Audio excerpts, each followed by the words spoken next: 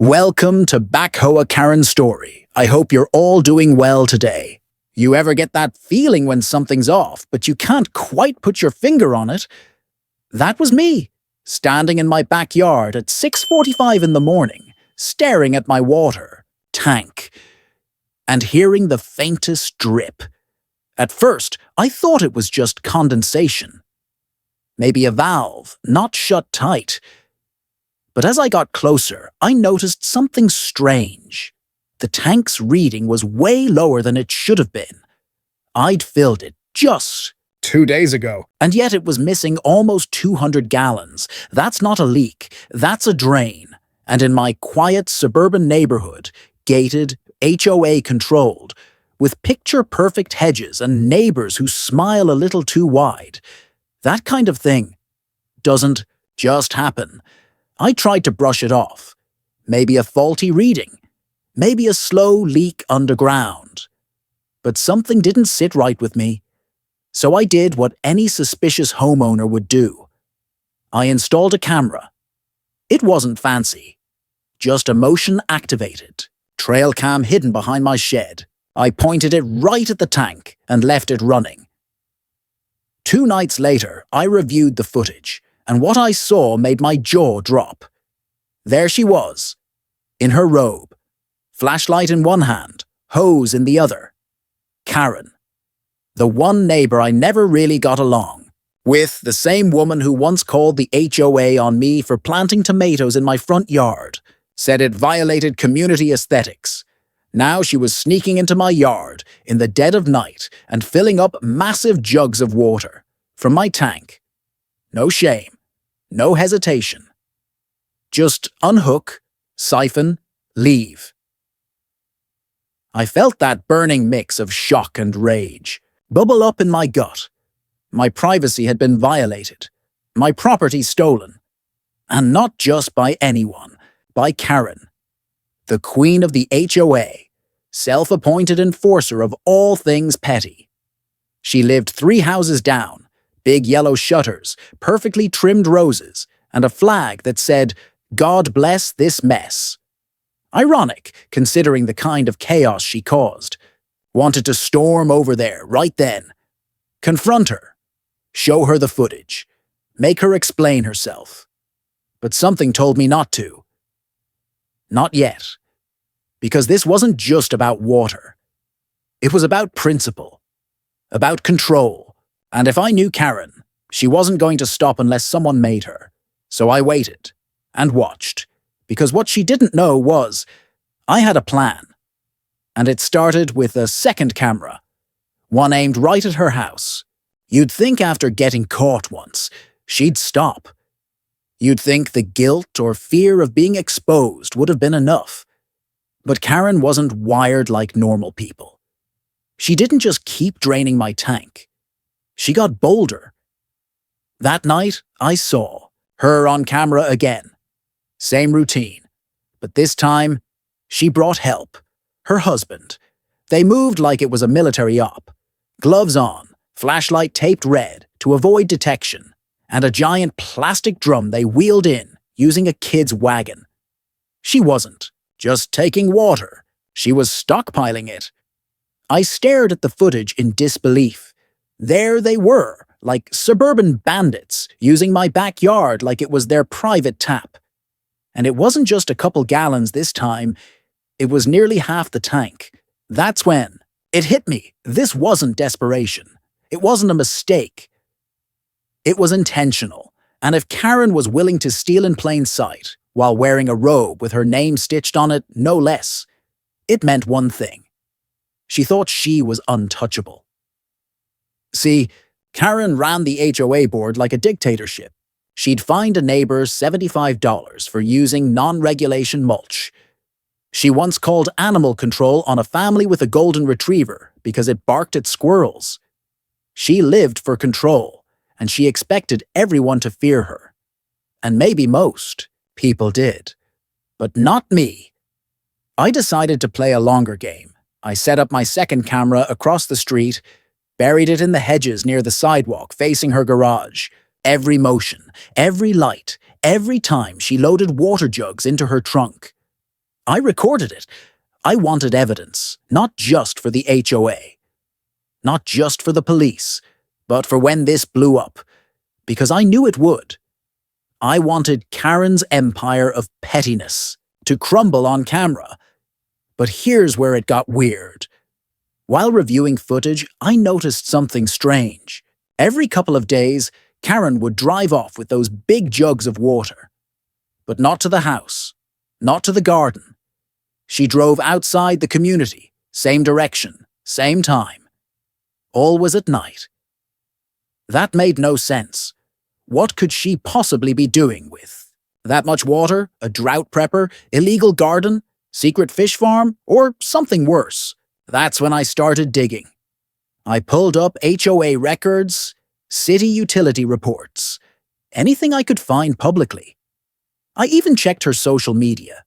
She posted photos of roses, pies, and scripture quotes, but never mentioned the dozens of gallons she was siphoning from her neighbor's tank. Until I found something, a comment, from her cousin, I think.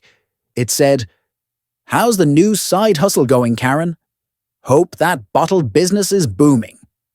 Bottled business? It didn't take long. After that, I found a listing online. Small, low-key, tucked away on a homemade-looking website. Organic, rain-harvested water. Locally bottled. No chemicals, no chlorine. Naturally purified. 8 toiles gallon. Guess who ran it? That's right. Karen. She was selling my water. She wasn't using it to water her begonias or fill a kiddie pool. She was turning my tank into her personal profit machine. I sat there in stunned silence, my jaw clenched, fists tight. I'd been robbed, over and over again, by someone who lectured the entire neighborhood on ethics and values.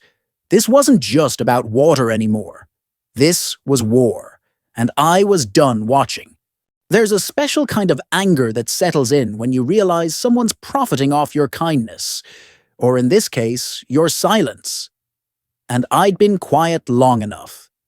Karen was stealing my water, bottling it, and selling it as organic, rain-harvested purity to her yoga friends and Facebook moms at $8 a gallon. From my tank, that tank cost me thousands to install. It filtered rainwater, stored it, and kept my backyard off the grid. I'd been proud of it. But now I was just someone's unlicensed utility company. So I decided to fight back. But I wasn't going to do it by banging on her door or calling the cops just yet. No, I was going to hit her where it hurt most. Her reputation. And in our neighborhood, reputation meant the HOA monthly meeting. It was next Saturday. Karen would be there, front row, clipboard in hand, waiting to hand out fines like Halloween candy. So I planned my ambush. I started by printing every screenshot I had from my cameras. Time, stamps, stills, full-page color. Then I dug deeper into her little side hustle. I printed the product listing, the website contact info, the post with her cousin's comment, and the 5-star review that said, "Karen's water is so fresh and clean, so glad she delivers straight to my doorstep. Worth every penny." Boom. That was the smoking gun. I gathered it all into a neat little folder, labeled it Exhibit A. But I didn't stop there. I talked to a few other neighbors, carefully, casually, asked if they'd noticed anything strange. Turns out, I wasn't the only victim. 2 houses over, the Smiths had been missing water from their backup tank. And across the street, Old Man Harris, who'd been suspicious of everyone since the 70s, claimed someone had tampered with his irrigation setup. We compared notes. Same nights, same patterns. We had a water thief in a pantsuit, and I was ready to take her down. Saturday came faster than expected. The HOA meetings were usually a snooze fest. Arguments about lawn heights, approved paint colors, and feral cat control. But this time, I came prepared. I waited until the very end when they opened the floor for community comments. I raised my hand.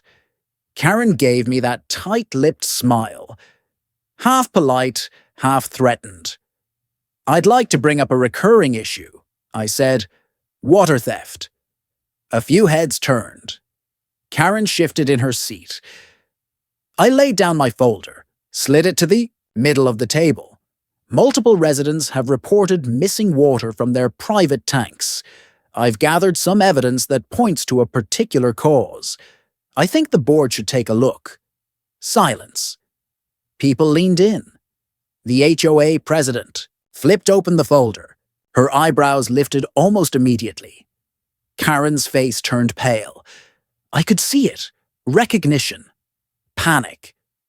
Her eyes darted toward the door like she was already planning an escape route. Then she tried to talk. "This is a misunderstanding." But the president held up a hand. "Karen," she said, calmly but firmly, "this footage shows you trespassing, at night, with containers, on private property." Karen stammered, tried to spin it, said it was a community emergency, claimed she thought it was a shared tank, that she was just borrowing a few gallons. I almost laughed. Borrowing with her own business name on the labels? It didn't fly. The board asked her to step out of the room while they discussed next steps. And as she left, every pair of eyes followed her. The queen bee had just been swatted, and I wasn't done yet. I should have known she wouldn't go quietly. Karen wasn't just a rule enforcer. She was the HOA in her mind. And getting exposed at that meeting, that was her version of public humiliation. I expected a nasty glare, maybe some passive-aggressive Facebook posts. But what I got was full-blown retaliation. It started the next morning. I stepped outside and found a letter taped to my front door. Not in an envelope, just slapped there, like some kind of HOA scarlet letter. It was a violation notice. Apparently, my garden gnome count exceeded the HOA-approved decor limit. Yeah, you heard that right. Garden. Gnome. Count. I didn't even own any garden gnomes. Turns out Karen had gone around the neighborhood, snapping photos of anything that could be used against me, and now she was digging into technicalities to bury me in red tape. The next day, another notice. This time, unregistered backyard modifications. And the day after that, improper hose placement. I was getting fined for where I put my hose. It was laughable until the fines started stacking up. 100 here, 200 there. Threats of liens, legal action. She was weaponizing the HOA bylaws like a deranged librarian with a rule book and a grudge. I tried to fight it, of course, brought it up to the board, showed them her harassment. But Karen still had friends on the inside, people she'd helped over the years, people who owed her favors. And I realized something. This wasn't just about water anymore. This was a war for control. She'd been the neighborhood puppet master for years, and now that someone challenged her throne, she was doing everything she could to keep her grip tight. But she made one mistake. She underestimated how far I was willing to go. So I decided to hit her where she never expected. Public perception. Karen cared about her reputation more than anything. More than money. More than her little bottled water scam. More than the HOA itself. So I posted the video. I cut the footage down, added captions, and uploaded it anonymously to a local neighborhood group on Facebook. Title?